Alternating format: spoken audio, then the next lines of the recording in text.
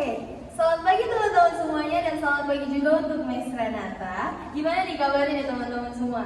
Sehat gak nih? Sehat gak? Sehat gak? Lepas banget sehat gak nih teman-teman? Sehat ya? Oke, baik, sebelum saya lanjut, saya akan memperkenalkan diri saya terlebih dahulu. Perkenalkan, nama saya Keja Filani Wijaya dan saya yang akan menemani teman-teman sekalian dalam seminar pada hari ini. Nah, seminar ini diadakan untuk kita bersama-sama menyelami dunia remaja lebih dalam lagi. Jadi, mari kita mulai acaranya dengan penuh semangat. Nah, gimana caranya biar kita semangat? Aku mau ngajak kalian semua untuk bangkit berdiri. Kita bakal lakukan ice breaking dulu. Ayo, aku mau minta tolong bantuannya teman-teman untuk bangkit berdiri dulu nih.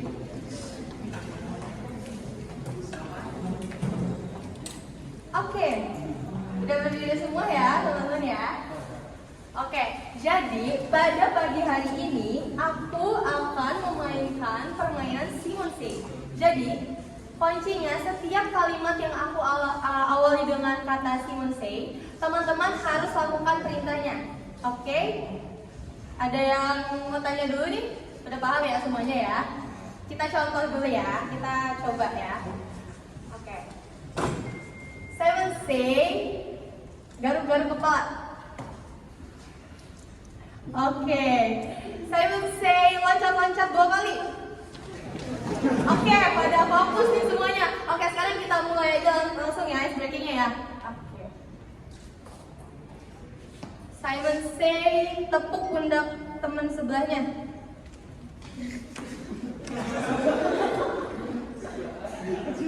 Ada yang salah. Oke, ulang lagi. Aku ulang nih sekali lagi nih. Simon Say, bilang halo semua. Aku mau suruh kalian buat saliman sama temen di sampingnya. Sekali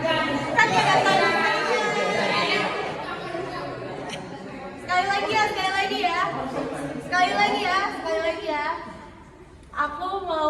Aku mau kalian lakuin loncat-loncat. Simon Say, bilang semangat April. Oke, kayaknya kelihatannya semuanya udah mulai semangat nih. Boleh dipersilakan duduk lagi deh. Kalau gitu berarti kalian udah siap nih kayaknya untuk mengikuti seminar pada pagi hari ini. Oke, karena kalian kelihatannya udah pada siap nih buat mengikuti seminar pada hari ini, sebentar lagi aku akan menyerahkan rangkaian selanjutnya kepada moderator seminar pada hari ini, yaitu Kristi Olivia. Untuk waktu dan tempat dipersilakan.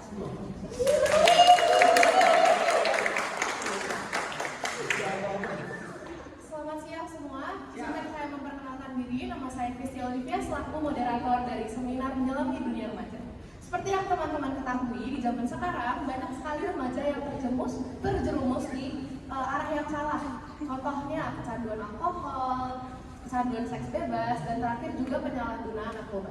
Maka dari itu, narasumber hari ini akan menjelaskan lebih detail lagi tentang topik tersebut.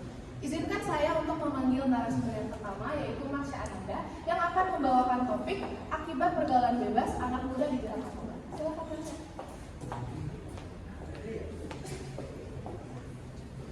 Terima kasih, Kristi. Oke, halo semuanya. Perkenalkan, nama saya Marsha Ananda dan hari ini saya akan membawakan topik tentang narkoba. Seperti yang kalian tahu ya, ada berita di sosial media tentang selebgram yang terjerat narkoba karena vape. Kalau ada yang tahu yang suka joget public solo itu, dan yang kena itu bukan cuma satu orang aja, tapi dia dan teman-temannya. Dan topik yang akan saya bawakan pada hari ini adalah slide selanjutnya. Akibat pergaulan bebas remaja dijerat narkoba. Saya akan mulai menjelaskan secara singkat apa itu narkoba. Narkoba adalah narkotika dan obat-obatan berbahaya. Seperti yang kalian tahu ya, narkotika itu memiliki banyak sekali side effect tubuh kita sendiri, dan faktor-faktor apa aja sih yang biasanya remaja itu terkena narkoba. Dilansir dari BNN,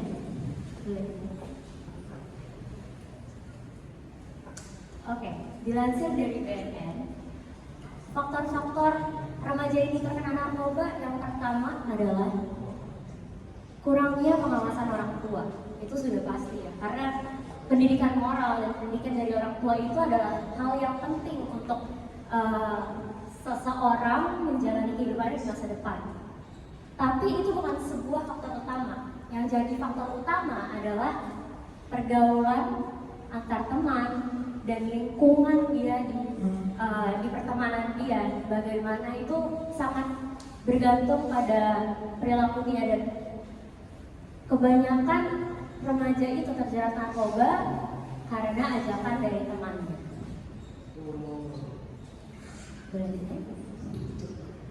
Nah, sebenarnya faktor lainnya itu ada di kesehatan mentalnya ya. Karena biasanya yang kena narkoba ini bermulai dari dia minum minuman keras, lalu aduh nggak puas nih, efeknya cuma sebentar aja gitu, misalnya lainnya gitu ya. Akhirnya dia coba narkoba dan akhirnya dia ketergantungan. Oke, akibatnya apa? Akibatnya yang pertama adalah pengaruh ke kesehatan fisik dan mentalnya. Jadi orang yang ketergantungan oleh narkoba itu bisa kena penyakit yang serius ya, mulai dari pencernaannya, pernafasannya, dan bahkan kebugaran fisiknya pun akan menurun. Lalu ada kecanduan, itu sudah pasti karena narkotika itu adalah obat-obatan yang membuat kita kebanyakan ketergantungan, bahkan bisa sampai overdosis kalau dosisnya itu nggak tepat gitu. Lalu kerugian jangka panjang. Nah ini dia, penggunaan narkoba itu kerugiannya bukan cuma jangka pendek aja guys. Jadi kebanyakan orang-orang yang pengguna narkoba ini dia kena resikonya, akibatnya itu jangka panjang. Dia bisa kehilangan kesehatannya, kesehatannya menurun, dan beraktivitas pun dia jadi terbatas seperti itu. Lalu yang terakhir pastinya narkoba itu merujuk pada masalah hukum. Oke, setelah tahu apa aja faktornya dan apa aja akibatnya, aku mau cerita sedikit. Ini cerita nyata dari teman aku sendiri. Ini cerita nyata dari teman aku sendiri. Pada tahun 2021, aku ketemu sama teman aku lagi di sebuah kafe. Akhirnya dia buka suara kalau dulu itu dia seorang pecandu narkoba. Ya, saat itu dia umur 20 tahun. Sekarang dia berumur 23, 24 tahun dan sudah bersih dari narkoba. Dulu dia mulai memakai narkoba pada umur SMP ya, kelas 3 SMP dia mulai memakai narkoba. Lalu dia cerita apa yang menjadi faktor utama dia menjadi pecandu adalah tekanan dari orang tua yang pertama, dan yang kedua adalah pengaruh dari teman. Setelah itu dia merasa bahwa dia menggunakan narkoba ini membuatnya rileks gitu. Membuatnya rileks dan tenang, dan dia nggak merasa depresi dan apapun yang mungkin menjadi sebuah kepuasan dalam dirinya sendiri ya. Lalu dia cerita ke saya, efeknya itu ternyata baru kerasa sekarang setelah 3 tahun saya berhenti katanya. Dia jadi suka sesak nafas, muntah-muntah, sering banget muntah-muntah. Lambungnya pun rusak, sekarang lambungnya rusak, dan dia sudah sering kontrol ke dokternya, katanya ya tidak ada jalan keluar lagi selain dia berhenti minum alkohol dan makan pedas-pedas dan segala macamnya. Lalu efek samping lainnya adalah dia jadi lebih agresif, dan itu bisa terlihat dari kita semua, dari teman-teman saya juga, bahwa perilakunya itu jadi lebih sedikit sensitif juga. Setelah itu dia memberikan pesan juga ke saya bahwa oke, lo boleh nakal, tapi jangan sampai lo itu terjerumus narkoba. Nah, maka dari itu guys, kita sebagai generasi muda ini harus mengedukasi sesama, mengingatkan teman-teman kita yang udah mulai ada gerak-geriknya gitu ya. Aduh, pengen coba ini, pengen coba itu. Jangan. Kita harus bisa berpikir secara rasional. Karena kalau enggak kita kontrol diri kita sendiri, akan dengan mudah kita memutuskan sebuah keputusan. Pesan terakhir yang dapat saya katakan adalah ibu saya sering bilang, kalau manusia itu hidup berpikir harus selalu secara rasional. Jadi apapun, dalam keadaan apapun, kalau misalnya kita di situasi yang buruk atau tertekan, just take a deep breath. Tenang, lalu baru dari situ kita bisa mengambil keputusan yang lebih bijak. Sekiranya hanya itu yang dapat saya jelaskan terkait narkoba. Kurang lebihnya saya minta maaf, mohon maaf, dan terima kasih.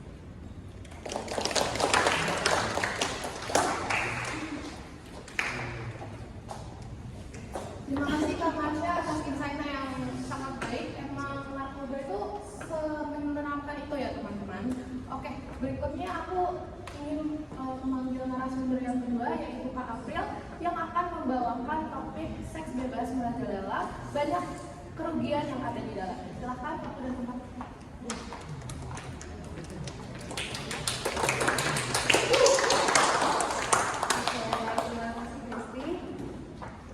Selamat pagi teman-teman semuanya. Perkenalkan, nama saya April Gata.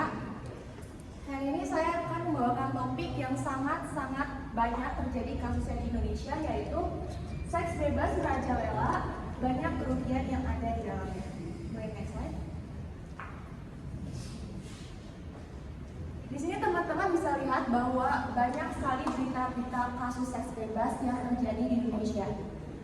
Berita-berita ini dilansir oleh BKKBN seperti 80% orang menikah gara-gara sudah hamil duluan. Lalu mayoritas anak remaja di Indonesia sudah berhubungan seksual. 60% remaja di Indonesia sudah melakukan seks bebas. Dan yang terakhir, seks bebas ini menjadi masalah utama bagi remaja Indonesia. Next slide. Di sini juga terdapat data dari BKKBN bahwa usia remaja di rentang umur 14 hingga 15 tahun tercatat sudah ada 20% remaja yang melakukan seks bebas di luar pernikahan. Dilanjut, usia 16 hingga 17 tahun meningkat sangat drastis menjadi 60%. Lalu di usia 19 hingga 20 tahun sebanyak 20% remaja yang sudah melakukan seks bebas di luar pernikahan. Oke. Banyak sekali faktor penyebab seseorang melakukan seks bebas di luar pernikahan. Yang pertama itu kurangnya edukasi seksual. Zaman sekarang banyak sekali remaja yang kurang mendapatkan edukasi seksual, baik itu dari sekolah maupun dari keluarga semenjak mereka kecil. Sehingga para remaja tersebut kurang ada pemahaman yang baik tentang akibat yang akan ia tanggung apabila ia melakukan seks bebas. Yang kedua yaitu kurangnya komunikasi. Di mana kita tahu bahwa komunikasi itu sangat penting di kehidupan sehari-hari. Apabila kita kurang melakukan komunikasi, kita tertutup, itu akan menimbulkan sikap mental yang kuat karena kita berpikir bahwa oh gue nggak tahu nih harus cerita ke siapa karena dia benar-benar gak ada teman, dia benar-benar jarang banget melakukan komunikasi. Lalu yang ketiga adanya pengaruh teknologi, di sini terutama media sosial. Pasti hampir di sini semuanya menggunakan media sosial ya.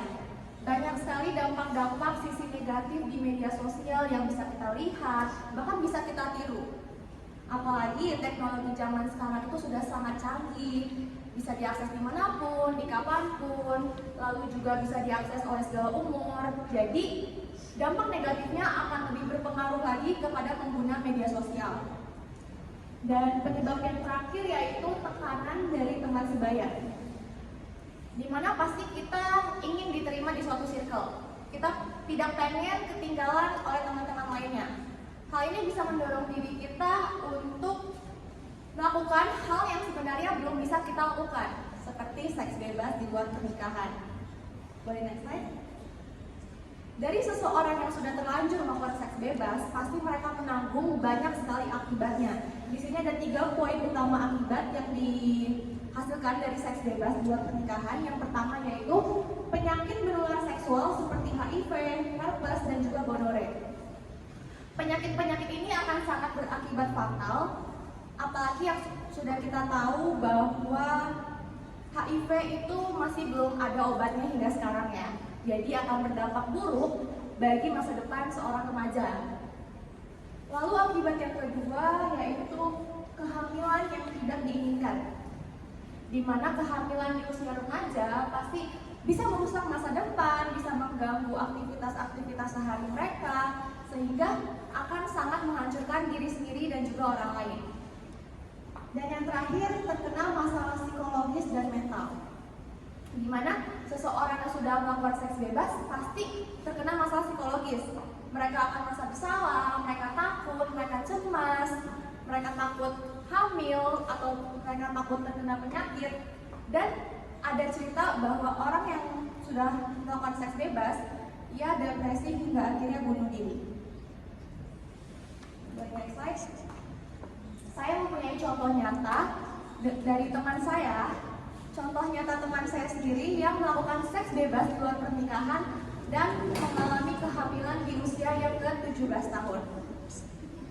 Di mana awalnya teman saya ini adalah orang yang pintar, orang yang berprestasi, namun dia bergabung di circle yang salah. Semua teman-teman dalam circle-nya itu sudah melakukan seks bebas. Hanya teman saya ini yang belum melakukan seks bebas. Sehingga teman saya merasa, oh gue harus ikutan nih, oh gue gak mau ketinggalan dari teman-teman gue harus coba juga karena gue penasaran, terus juga gue pengen tahu rasanya gimana, gue gak pengen teman-teman gue ninggalin gue karena gue belum ngelakuin itu. Jadi alhasil suatu hari teman saya ini melakukan hubungan seks bebas di luar pernikahan oleh pacarnya sendiri. Di mana banyak sekali kerugian yang dia dapat. Dia mengalami kehamilan di usianya yang ke-17 tahun. Dia langsung merasa panik, dia cemas, lalu dia juga langsung menghubungi pacarnya. Alhasil mereka berdua memutuskan untuk melakukan aborsi. Namun mereka karena panik, mereka mengonsumsi banyak sekali obat-obatan, salah satunya yaitu namanya Sitotek. Teman saya ini mengonsumsi dengan dosis yang sangat banyak, sehingga bukan hanya mengalami keguguran aja, namun teman saya ini juga mengalami pendarahan yang luar biasa hebat. Dan juga kerusakan pada rahimnya yang berakibat sangat fatal dan akan mengganggu masa depan teman saya. Dari cerita tersebut dan dari penyebab serta akibat, dapat saya simpulkan bahwa penyebab seks bebas itu sangat banyak ya, apalagi di lingkungan pertemanan. Akibat yang ditanggung juga sangat banyak. Maka dari itu teman-teman, kunci kesuksesan di masa depan ada di tangan kita sendiri. Adanya edukasi tentang seks bebas dan juga kesadaran diri adalah 2 hal penting yang harus dibangun di diri kita untuk menghindari hal-hal seperti itu. Saya yakin teman-teman bisa melakukan aktivitas yang lebih positif untuk membangun mental yang kuat, untuk membangun mental yang stabil, dan juga untuk membangun masa depan. Serta teman-teman di lingkungan pertemanan, saya yakin bisa untuk saling mendukung, saling menjaga, dan memberikan hal-hal positif. Mungkin itu saja yang dapat saya berikan dari Seks Bebas. Kurang lebih saya mohon maaf, sekian dan terima kasih.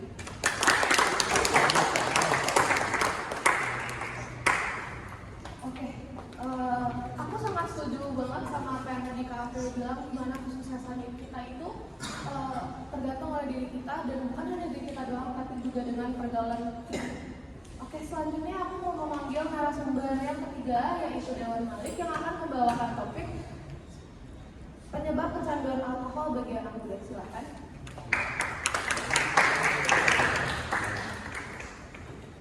Selamat siang semuanya. Siang.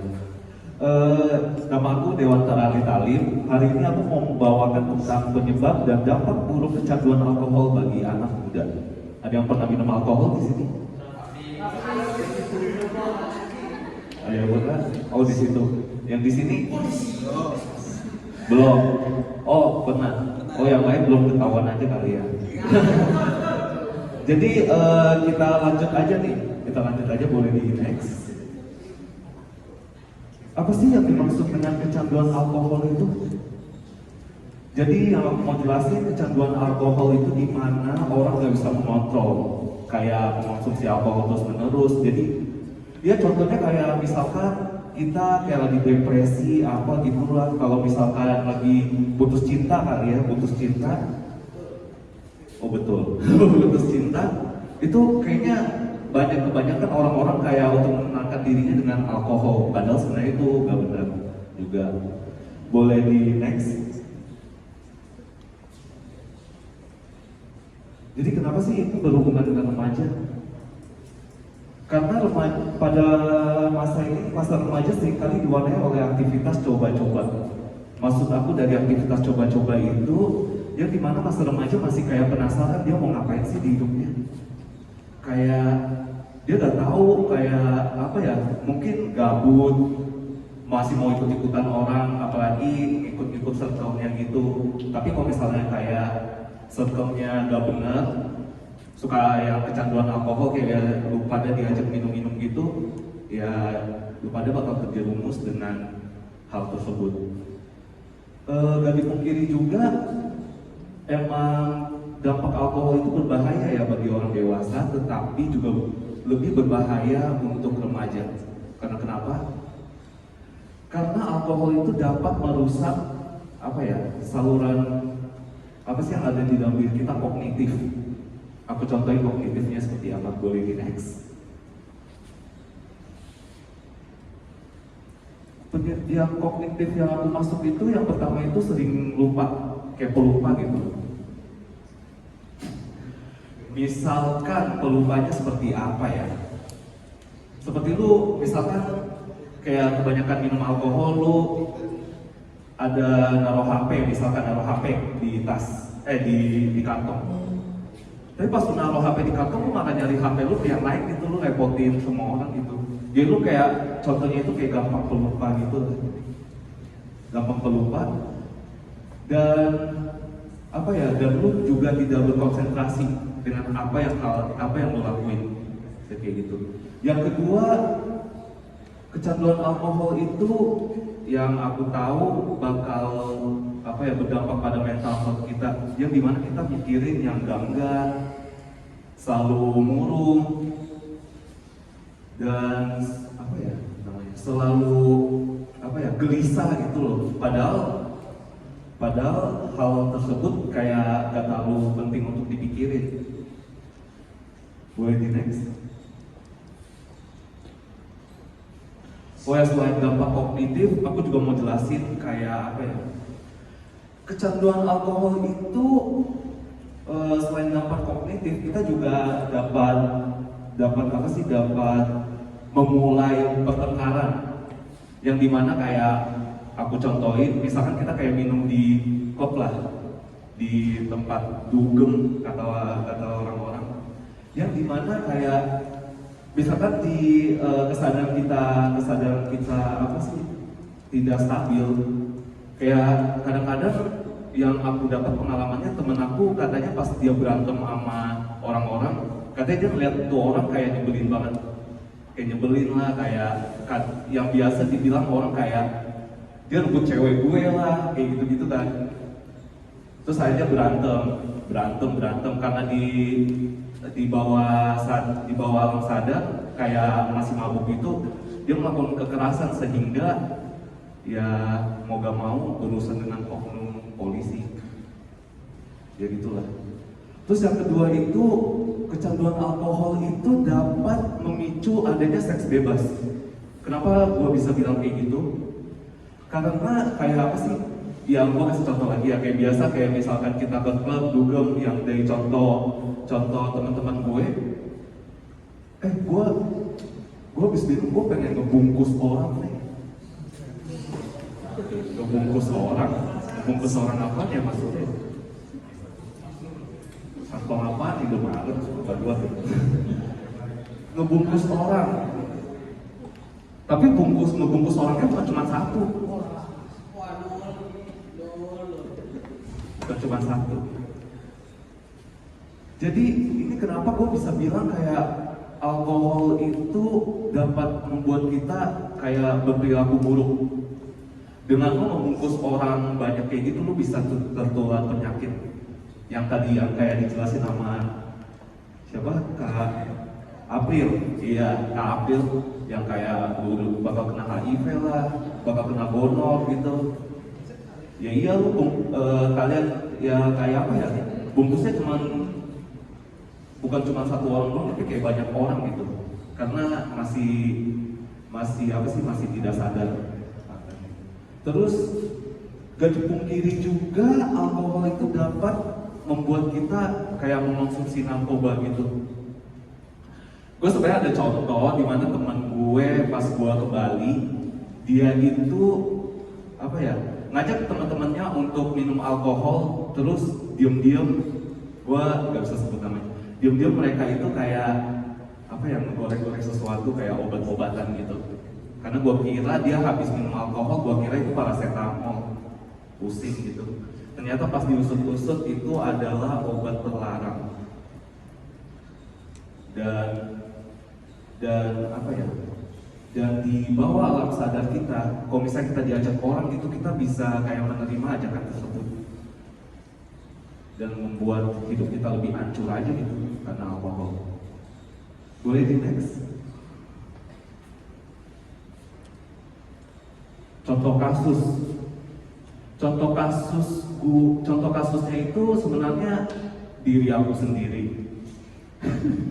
Karena dulu pas awal-awal kuliah, gua mulai apa ya, ada drinking problem. Yang dimana apa-apa kayak tiap kali kalau gua merasa stres, gua selalu ingin minum gitu. Gak kekontrol, gue sampai 5 kali seminggu. Dan pada saat itu berjalan selama 3 semester. Gue kayak gitu. 3 semester dan akhirnya gue merasakan dampak buruk di badan gue sendiri. Dampak buruknya adalah gue kena asam lambung yang cukup akut. Gue gak bisa mengonsumsi makanan-makanan yang gue suka yang waktu dulu, dan itu seakan-akan kayak tiap hari gue menyiksa diri gue sendiri karena alkohol tersebut. Jadi yang aku mau sampaikan ini, buat apa sih stres kayak apa ya, minum alkohol biar lupa gitu akan masalahnya. Mendingan kalian cari aktivitas yang apa ya, yang bikin kalian itu menghilangkan rasa stres itu. Kayak yang tadi gue bilang, kayak lagi putus cinta apa gitu. Dan terlebih lagi cari circle yang benar aja lah ya. Gak usah neko-neko gitu, gak usah macem-macem. Karena dengan badan lu hancur, lu bisa menyiksa diri lu sendiri lebih lama lagi. Pada gak mau masuk rumah sakit juga kan karena alkohol. Oke, itu saja yang aku bawakan. Sekian dan terima kasih semuanya.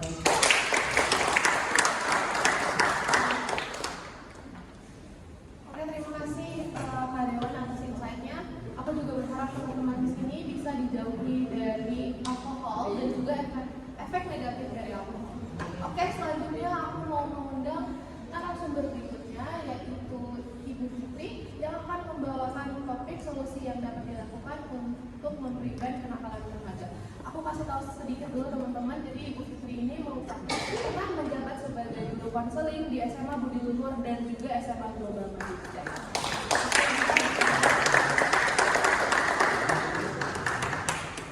Oke, terima kasih semuanya. Selamat siang semuanya. Sebelumnya saya terima kasih karena kalian sudah meluangkan waktu kalian yang seharusnya makan siang. Jadi kalian kesini untuk mendengar materi yang sangat bagus menurut saya. Dan ini sangat penting buat kalian semua karena kalian umurnya rata-rata 20-an, 19 masih ada 20 ya. Nah itu kan masih termasuk usia remaja. Nah ini materi untuk kalian sendiri juga. Terus oke. Dengan yang tadi yang sudah disampaikan, saya guru BK di Budi Luhur, salah satunya saya guru BK-nya Kak Marsha.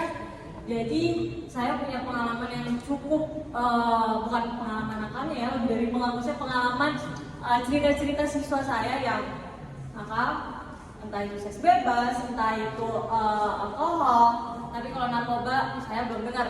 Mungkin itu karena terlalu terlalu bahaya, jadi mereka pun mungkin diam-diam atau bagaimana. Narkoba kan lebih lebih takut, kalau ketahuan kan bahaya ya, itu bisa dipenjara. Nah, oke, untuk yang pertama pemasangan diri dalam pencegahan kenakalan remaja. Ada nggak sih dari kita semua yang nggak pernah melakukan kenakalan? Pasti pernah ya? Pernah ya? Entah itu bolos, entah itu nyontek, atau apalah, itu pasti kita pernah melakukan kenakalan. Dan menurut saya kenakalan itu sangat penting karena apa? Itu buat pengalaman kita menjadi pribadi yang lebih baik gitu. Tapi kita nakal oke, tapi kita harus punya batasan-batasan yang kita buat sendiri. Ya, oke, next boleh. Pertama, kita harus memiliki kemampuan kontrol diri yang sangat tinggi. Mungkin tadi udah sering disebutkan dari 3 narasumber ini sering menyebutkan kata kontrol diri. Nah itu bagi remaja yang kecemplung melakukan kenakalan remaja yang super bahaya, mungkin itu pasti kontrol dirinya itu sangat minim, sangat lemah. Jadi kita harus memiliki kontrol diri yang sangat tinggi dan kita harus memiliki teguh dalam pendirian. Teguh dalam pendirian maksudnya apa? Yang tadi saya bilang kita harus mempunyai batasan. Contohnya, misalkan saya dulu muda, sekarang juga masih muda sih. Jadi contohnya, oke, gue nakal, tapi nakal gue sebatas bolos, tapi itu juga bolosnya gue hitung-hitung gitu. Maksudnya misalkan, sekarang bulan ini gue udah bolos lebih dari 3 kali, jadi gue nggak mau bolos lagi gitu. Jadi itu kan ada kontrol diri ya kan? Terus batasan nakal gue nggak sampai seks bebas, nggak sampai narkoba, nggak sampai alkohol. Itu kita mempunyai batasan. Mungkin ada yang mempunyai batasan seperti, oke, saya memang mengonsumsi alkohol, tapi dikonsumsi dengan masih tahanan yang cukup baik gitu.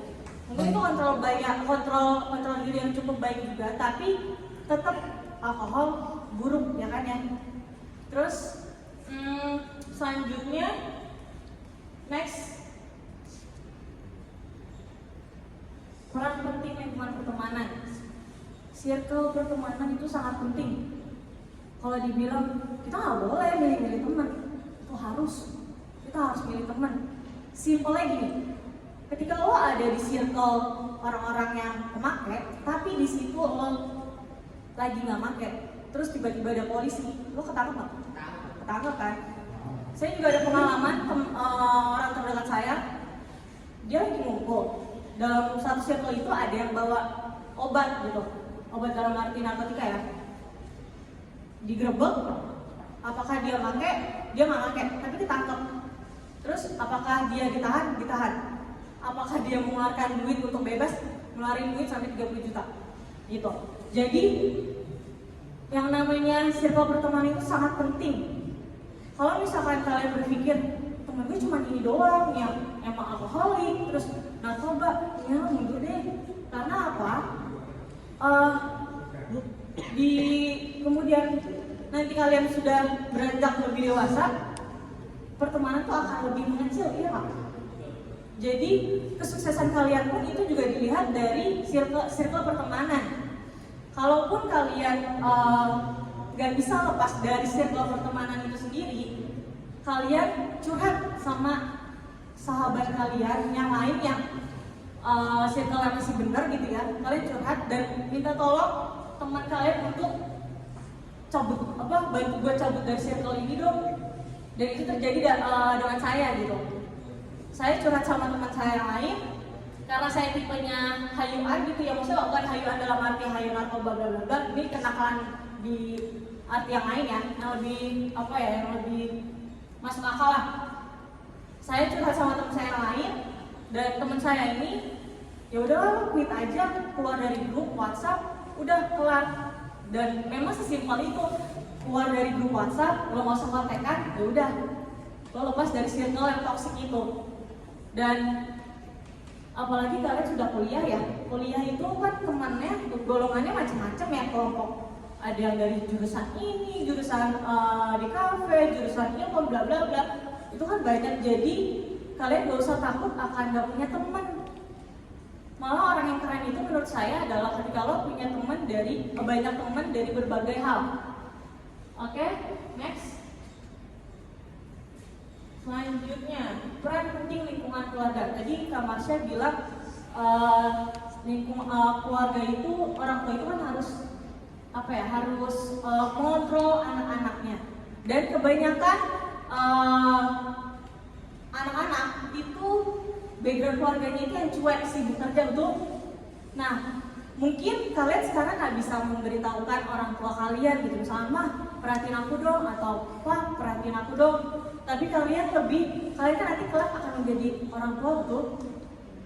Terus kalian nanti kemungkinan kalian punya anak dan kalian pun harus ada pendekatan yang sangat baik untuk anak-anak kalian nanti. Pendekatannya seperti apa? Sesuaikan dengan karakter anak kalian nanti. Mungkin sekarang orang tua kalian ada yang terlalu galak, terlalu overprotective dan lain-lain. Tapi percaya deh, itu buat kebaikan kalian walaupun dengan cara yang salah. Maksudnya dengan cara yang salah itu adalah tidak cocok dengan karakter kalian. Nah, yang harus ditekankan juga orang tua itu memang wajib banget mengontrol anak-anaknya, karena jangan sampai udah dikontrol aja tuh kadang masih suka lupa sih, nggak sih? Ya kan? Jadi kalian kelak menjadi orang tua harus harus pendekatannya sesuai dengan karakter anak kalian, entah itu dengan cara menjadi friendly atau tegas. Itu pun salah satu, kalau misalkan anak yang memang susah dibilangin harus tegasin, jangan dihayuin. Itu kan ada tipe orang tua yang ya udah ngikutin kemauan anaknya gitu kan ya. Oke, mungkin intinya adalah yang terpenting menurut saya adalah tanamkan dalam diri kalian itu kontrol diri dan punya tegas dalam pendirian. Itu penting banget. Kalau kalian gak punya dua hal itu, wassalam deh hidup kalian gitu.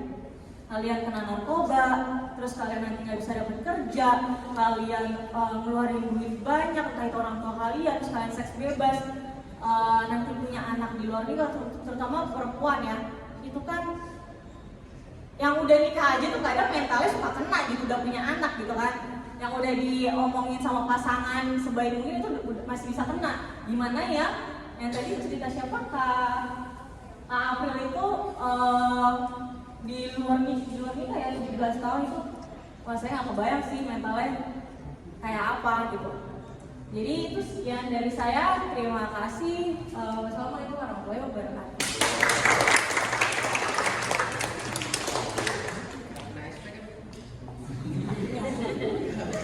Terima kasih Ibu Fitri untuk penjelasannya yang sangat luar biasa Ibu. Oke, dari tadi kan kita udah mendengarkan penjelasan-penjelasan tentang betapa bahayanya salah pergaulan, mau itu kecanduan narkoba, mau itu adiksi alkohol, dan yang terakhir itu ada penyalahgunaan seks bebas. Aku harap teman-teman di sini kalau misalnya ada yang terjerumus hal-hal tersebut jangan malu, langsung reach out ke teman kalian, keluarga kalian atau guru, bahkan mungkin orang yang lebih profesional lagi. Oke, mari kita lanjut ke sesi berikutnya. Aku akan serahkan kepada MC. Silakan Kak Krisya. Oke, terima kasih ya untuk Kak Kristi. Wah, materi-materi yang disampaikan oleh para narasumber nih kelihatannya benar-benar bagus banget nih buat di usia kita kan. Terus ditambah lagi materi dengan bahasa yang mudah disampaikan, jadi kita juga jadi lebih mudah mengerti nih maksud pesan dari materi yang disampaikan oleh para narasumbernya. Jadi aku mau simpulkan nih. Jadi hal yang perlu diingat dalam seminar hari ini adalah kita sebagai generasi muda sangat perlu untuk sadar akan penting dari bahayanya kenakalan remaja yang ada di sekitar kita nih. Karena hal tersebut dapat berdampak negatif bagi masa depan kita, yang dimana kalau misalkan kita sampai terjerumus seperti yang sudah dijelaskan, mungkin kita bisa kehilangan masa depan kita yang tadinya masa depan kita bisa jadi positif, tapi kita bisa jatuh gara-gara kesalahan kita.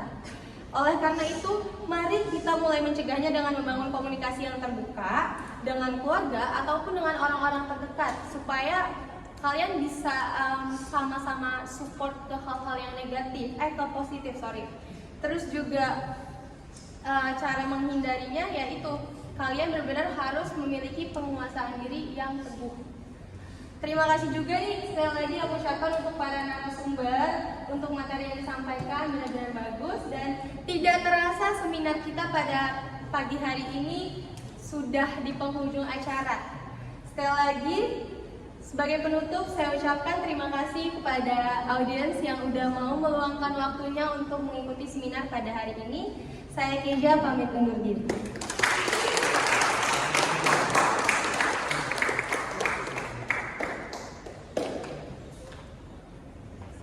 Oke, teman-teman terima kasih banyak yang sudah membantu. Seminarnya sudah selesai.